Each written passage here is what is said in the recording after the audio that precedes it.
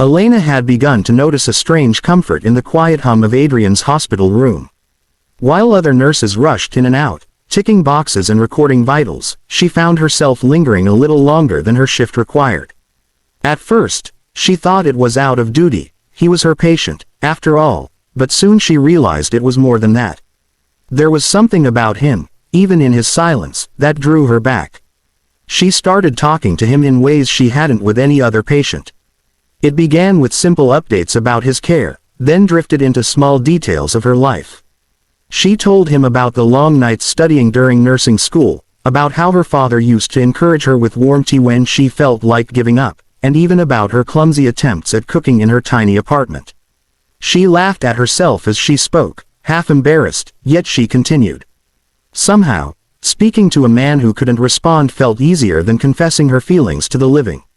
One night, while the hospital corridors echoed with the distant rolling of carts and faint footsteps, Elena sat by his bedside during her break. She glanced at his still face and whispered, "Do you ever get tired of this silence, Adrian? If you're in there, I hope you know you're not forgotten." She reached for his hand almost unconsciously, surprised by how warm it felt compared to the coolness of the sheets. For a moment, her heart leapt. She thought she felt his fingers twitch beneath hers. She pulled back quickly, shaking her head.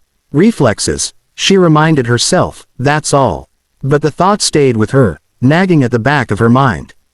The next day, she was more attentive, watching closely for any sign of movement. And when his eyelids flickered ever so slightly as she adjusted his pillow, she couldn't ignore it anymore. Her excitement carried her straight to the attending physician. "Doctor, I think he's responding," she said breathlessly.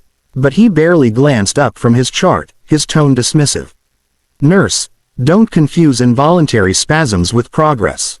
Patients in a coma often display reflex movements. It doesn't mean anything." Elena nodded obediently, but inside, she refused to accept it. She knew what she had seen. More importantly, she knew what she had felt. The subtle warmth in his hand, the tiny spark of awareness in the flutter of his lashes. It was enough to make her believe. From then on, she became even more devoted. She read him stories, shared her hopes of one day becoming a doctor, and even hummed softly when the nights stretched long and empty. Her colleagues teased her gently, calling it wasted effort, but Elena only smiled and continued. Because in her heart, she felt something they didn't. A quiet certainty that behind the stillness, Adrian was listening, and that her words might just be the thread keeping him tethered to life. The storm outside rattled the hospital windows, a restless wind sweeping through the night. Elena moved quietly around Adrian's room, the glow of the bedside lamp casting soft light across his face. She had grown used to these long shifts, the world beyond the hospital often feeling far away. Tonight, though, there was something different in the air, a stillness that felt heavy and expectant, as though the walls themselves were holding their breath. She dipped the sponge into the basin of warm water, wrung it out gently, and began her routine care. It was something she had done countless times before, but this night it felt oddly intimate. As she moved the sponge across his arm, she found herself humming a melody she hadn't sung in years, a lullaby her mother used to comfort her with when sleep wouldn't come. The sound filled the quiet room, soft and fragile, yet steady. She wasn't sure why she sang it now, perhaps for her own comfort as much as his, but halfway through the familiar tune, something happened that made her freeze.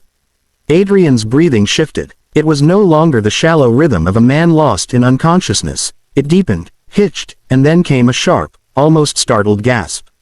Elena's heart leapt into her throat. Her eyes snapped to his face, and in the glow of the lamp, she saw what she had prayed for but never dared expect. His eyelids trembled, then slowly lifted. His gaze, hazy and unfocused, wandered the room before settling on her. For a moment, the world seemed to stop. The steady beep of the monitor, the patter of rain against the window, even her own breath, all of it faded into silence as his eyes truly met hers. "Mr. Blackwood," her voice shook, barely more than a whisper. His lips moved weakly, struggling against the weight of long-forgotten motion. She leaned closer, straining to hear, and caught the faintest sound. "I heard you." The sponge slipped from her hand, forgotten in the basin. Tears welled in her eyes, blurring the fragile image of him awake at last. She pressed the call button with trembling fingers, summoning the emergency team, but even as the alarm rang and footsteps pounded toward the room, she stayed by his side, her hand caught in his weak grasp. Doctors and nurses rushed in, their voices urgent and commanding as they checked monitors, adjusted IVs, and called for equipment. But through the chaos, Adrian didn't look away from her. His grip, fragile as it was, held on to hers as though she were the only anchor he had in this bewildering return to the world. His eyes, though weary, shimmered with a gratitude she could feel more than understand.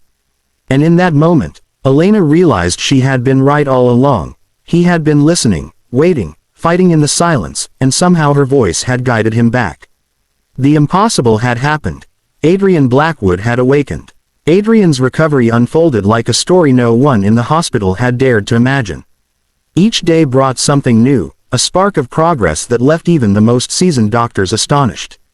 At first, it was only small things, his fingers curling around a cup, his voice forming single words, but soon he was sitting up, asking questions, slowly piecing together the life he had been pulled away from. The medical staff called it a miracle, a case that would be studied for years. But for Adrian, there was only one explanation, and it always led back to Elena. She stayed by his side through it all.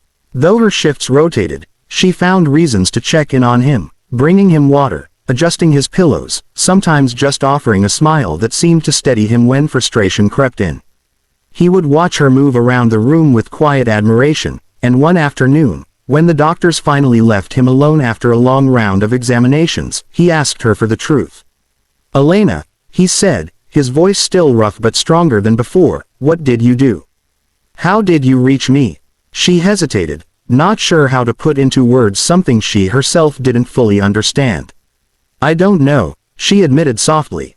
"I just talked to you, read to you, told you things I thought you'd never hear. Maybe I was talking to myself as much as I was talking to you."